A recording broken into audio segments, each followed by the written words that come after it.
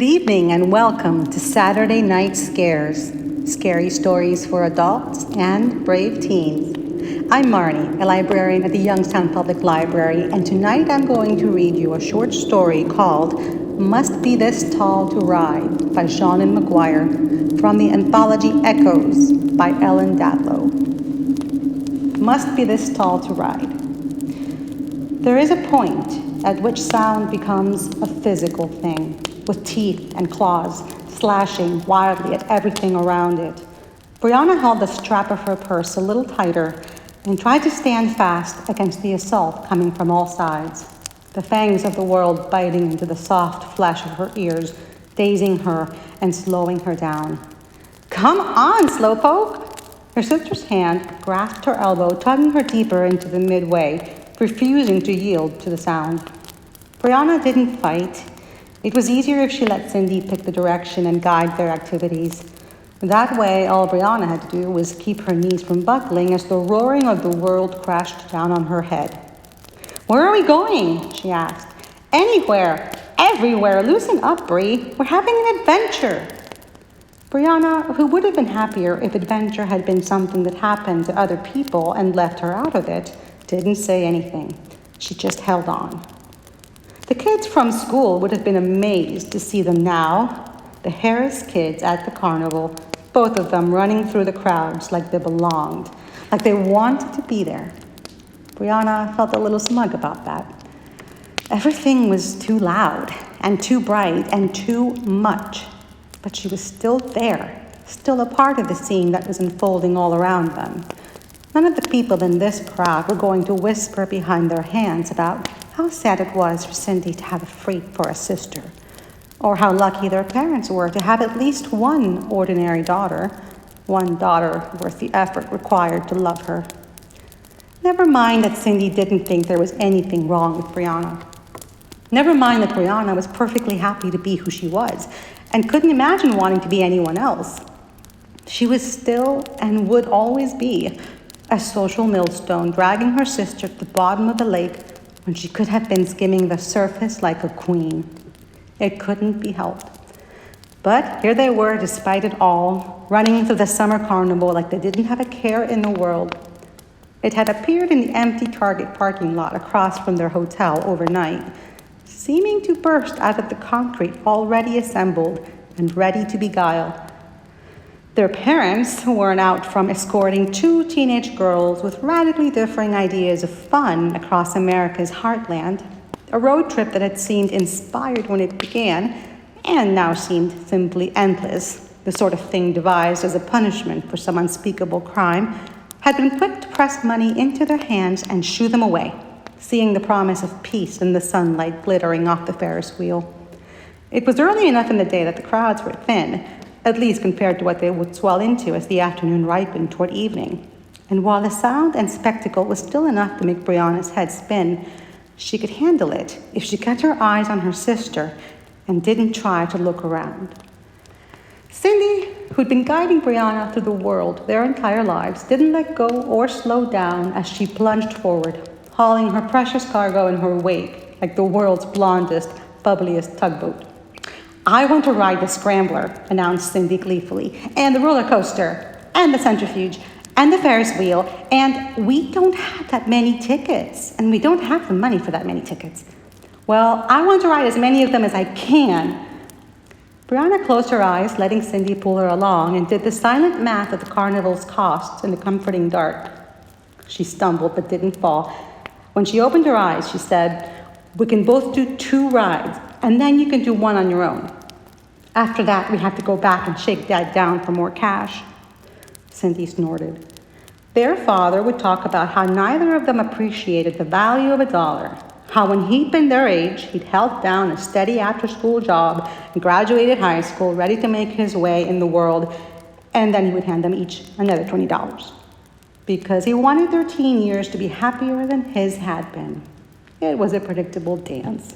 She was fairly sure he'd given them insufficient funds entirely, so they'd come back and verify that the carnival was both safe and enjoyable, rather than running off to the movies or something when they stopped having fun. Control of the finances was a viable way to maintain control over his twin daughters, but sometimes it was more annoying than he could possibly know. "I don't want to ride the roller coaster," said Brianna, "so we could start there and then do the rides we do want to ride together." "Sounds good," said Cindy, and changed her trajectory, now hauling her sister toward the rickety wooden frame of the coaster. It sucked to ride solo, but it would have sucked even more not to ride at all, and Brianna didn't coaster. She tried once, on their 9th birthday, verified that it was too much, the sound, the speed, the screaming, all of them mixing together into something she could neither enjoy nor endure. And since then, Cindy had either been riding alone or with other friends. It was okay. There were things Brianna could do that Cindy couldn't, like finish her homework on time. And missing a few coaster rides was a small thing in the annals of sisterly sins. As long as they could share the Ferris wheel, everything else was negotiable. Cindy stopped running. Brianna stopped in turn, raising her eyebrows. "Looks like nobody else wants to ride either," she said, and glanced around at the crowd. "Maybe they know something we don't." "It's lunchtime," said Cindy. "Nobody rides a roller coaster at lunchtime." Her grin was wicked, sharp as a dart in a carny's hand. "Good thing I haven't eaten yet. Come on." She ran into the empty corral that was meant to contain a queue and currently contained nothing but the bored-looking carnival employee who leaned against the coaster's controls, a baseball cap jammed down over her curly black hair. Brianna followed more reluctantly and saw the moment when the carny spotted Cindy, straightened, and put on her professional liar's face. She frowned. It was odd for a carny to stand that straight, all because two towny girls were on the approach. Then again, so much about this carnival was odd. The rides were rickety, with peeling paint and blown-out bulbs. They were also overly large, more like something from an amusement park than the sort of rides she expected to see assembled in a parking lot overnight. The coaster even had an inversion loop and a tunnel. Who did that at a carnival? How was that safe? "Welcome to the jaws of death," said the girl rapid fire, accent an indistinguishable mix of a dozen states. She had Indiana vowels and Alabama declensions, and while she might have been a linguist's dream, to Brianna's ears, she was blurry, like the lines of her weren't quite drawn correctly. "2? 1, said Cindy, unslinging her purse and thrusting it at Brianna. "My sister doesn't like roller coasters." "Some people don't," said the girl philosophically. She shrugged. "There's always the Ferris wheel." "Yes, there is," said Cindy. She took a step toward the coaster, still holding out her purse. Brianna grabbed her arm. "No." Cindy stopped, blinking. "What do you mean?" No. Let's go ride the Ferris wheel." Brianna tugged. It's not right. Something isn't right. It was in the shape of the coaster, the way it arched against the sky, the way it wasn't moving. All the other rides were moving. This one should have been moving too, should have been seasoning the air with screams that hurt her ears. It wasn't. It was wrong. "Honey," Cindy deftly worked her arm free, somehow shifting her purse into Brianna's hand in the same smooth gesture. "I get that you don't like roller coasters. Honest, I do. But you need to chill. I'll be back in 5 minutes, tops." She whirled, then holding a fistful of bills out to the carny. "1, please." "I'm sorry," said the carny. "We only take tickets here." Cindy's face fell, and Brianna's heart leapt up to catch it. It was going to be okay. It was going to be okay. Cindy wouldn't ride, and they would walk away, but since you're my first customer of the day, why don't you have one on the house?"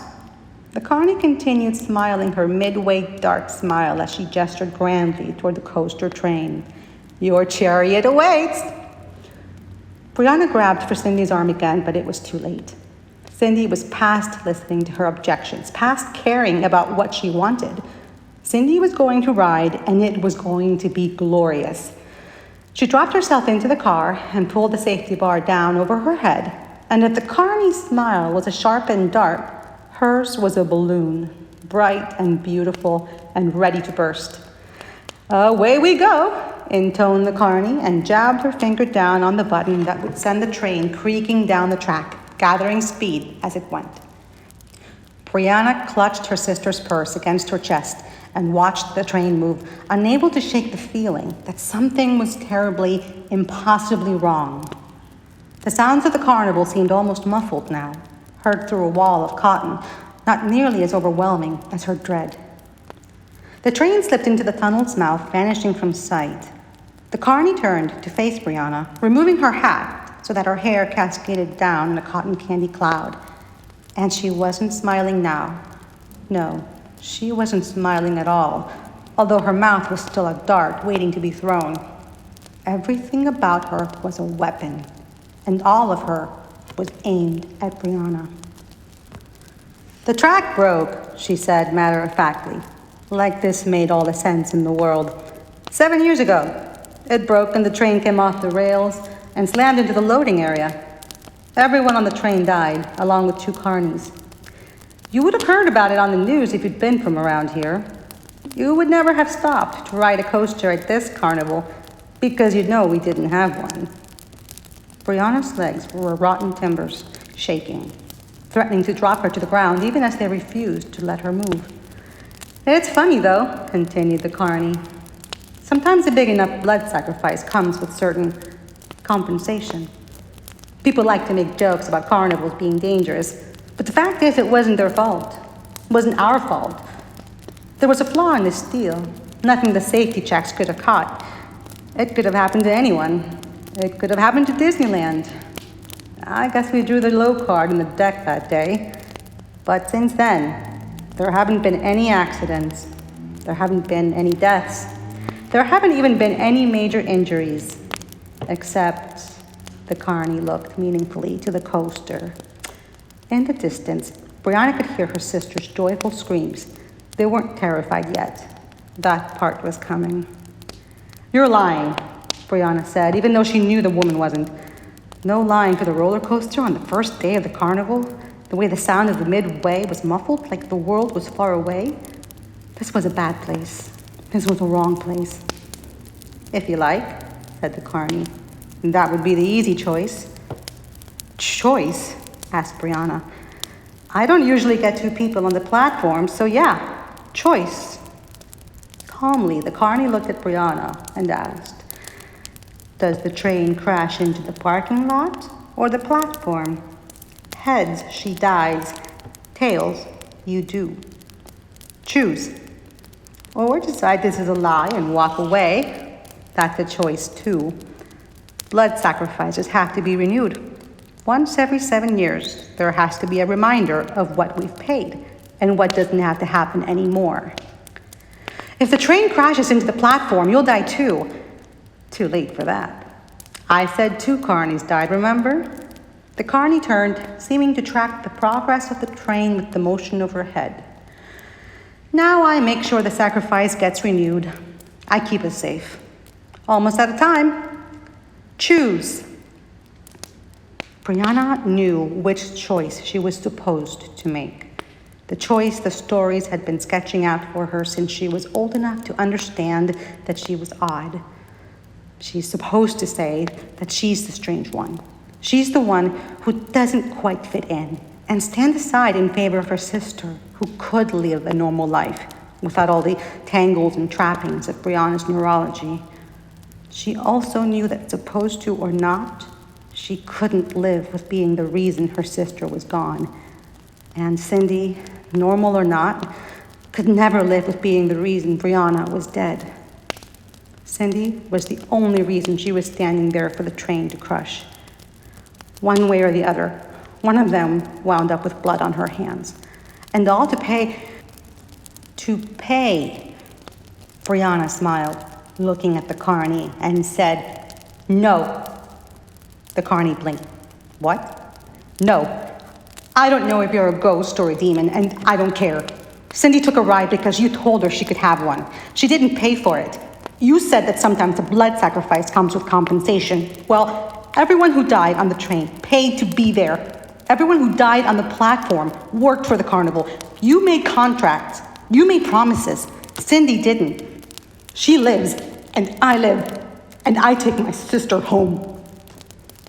Brianna was shaking by the end, her hands clenched by her sides and her heart pounding. The carney blinked again. Then, slowly, she smiled that sharpened, dark smile and said, "Clever. You ever want a job, little girl? Just climb to the top of the nearest Ferris wheel and convince yourself that you can fly." Then she was gone, winked out in an instant, leaving the roller coaster unattended.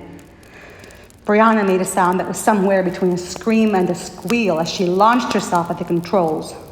The train came rolling around the corner, and she slammed her hand down on the top of the button, and it rolled safely up to the platform, its lone passenger laughing through the tangle of her hair. The sounds of the carnival rushed back in, returning to their previous volume, and Brianna fought the urge to clap her hands over her ears. Cindy kept laughing as she climbed out of the train and walked to where Brianna waited. She frowned, slowing to a stop. "Where's the ride operator?" she asked. "I'll tell you when we get back to the hotel," said Brianna. She grabbed Cindy's hand, pulling her away from the roller coaster that wasn't there. And this time, she was the one pulling her sister through the crowd, keeping her safe from all its dangers. And she didn't look back, not even once. Not even once. On the platform, the carney reappeared, hat once again seated firmly on her head, and leaned against the platform housing the ride's controls. The season was young. There was plenty of time to pay for another 7 years of good luck. And if there was one thing every carnival kid learned early, it was that nothing would ever replace word of mouth. Those girls would talk. The thrill seekers and the ghost hunters would listen, and they would come. And sooner or later, one of them would split off from the herd, would see a ride that wasn't there, would hand over their ticket, over and over, until it was time to let someone else get away, to set the lure again. "You must be at least this tall to ride," she said and laughed. Outside on Midway, the Ferris wheel turned, and the crowd roared on. And that was Must Be This Tall to Ride by Seanan McGuire. Maybe next time you suddenly see a carnival show up just a little too quickly, you might want to make sure that the adventure is worth the price. Well, that's all the time we have for tonight. We hope that you have enjoyed Saturday Night Scares. We will be back next week at 8:30 for another horror story. Join us again, if you dare.